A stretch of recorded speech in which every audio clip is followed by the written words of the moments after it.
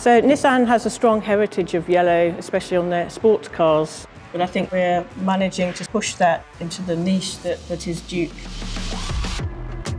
We introduced yellow on Duke, which was very successful. We then have brought it back in 2024 with a new look, a new technology and a new sporty, iconic appearance. I think iconic yellow is bringing a very clean look.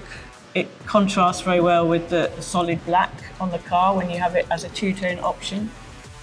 The image of the colour is what brings sort of some modernity to this version of Yellow Duke. The idea of the paint on the vehicle does fascinate me, whether it works, whether it doesn't work. When assessing and deciding new colours for Nissan, we have to consider a lot of aspects. How good the coverage is, how consistent the colour is, what kind of appearance we get to ensure that it meets a good Nissan quality. To measure the colour on a vehicle, the eye wins always. We do use a spectrophotometer. We have light boxes, we have gloss meters, we have scanners for various different parts. To test the durability and the quality of the paint, we have quite a rigorous testing program for each individual colour. Any new colour that goes through the plant will undergo a durability test because of the varying different temperatures within the climates of the countries that we sell in.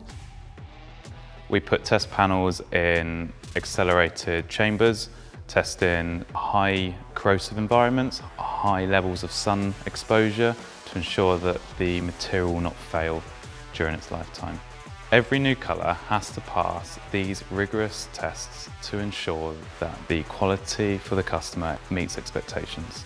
We work closely with our colleagues in the design team, looking at market trends and seeing which are most popular colours in the palette. We also work closely with our colleagues up in Nissan Plant Sunderland to ensure that the quality of the colour really lasts the lifetime of the car. If it looks good through the eye, it wins.